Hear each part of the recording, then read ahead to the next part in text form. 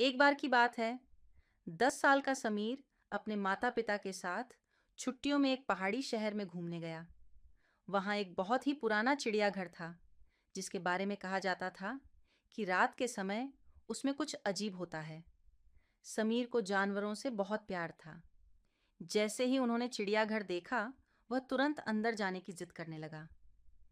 चिड़ियाघर थोड़ा टूटा फूटा और शांत था, लेकिन वहाँ के जानवर बहुत ही अजीब तरीके से मुस्कुरा रहे थे, खासकर तोता, शेर और हाथी। जैसे ही समीर एक पिंजरे के पास पहुंचा, तोता बोला, अरे छोटू, जरा इधर तो आओ। तुम बोल सकते हो? हाँ, लेकिन सिर्फ उन्हीं से जो दिल से जानवरों को समझते हैं। समीर की आंखें हैरानी से खुली रह गईं। तोते ने बताया कि ये चिड़ियाघर एक जादुई जगह है और हर 100 साल में एक बच्चा आता है जो जानवरों की भाषा समझ सकता है। अब क्या होगा?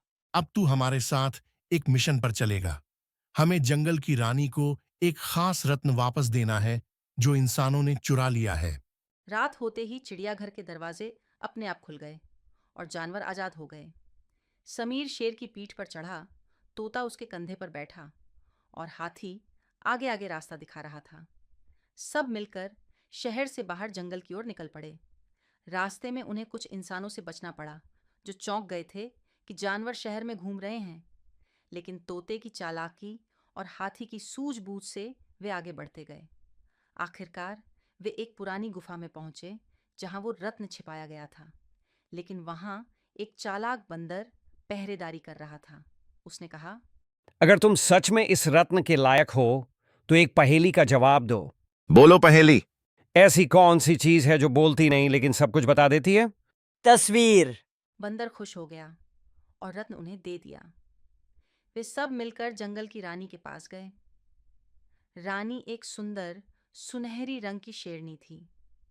उसने रत्न लेते ही पूरे जंगल को आशीर्वाद दिया और समीर को धन्यवाद कहा। अगली सुबह समीर अपने होटल में अपने बिस्तर पर था, जैसे कुछ हुआ ही न हो।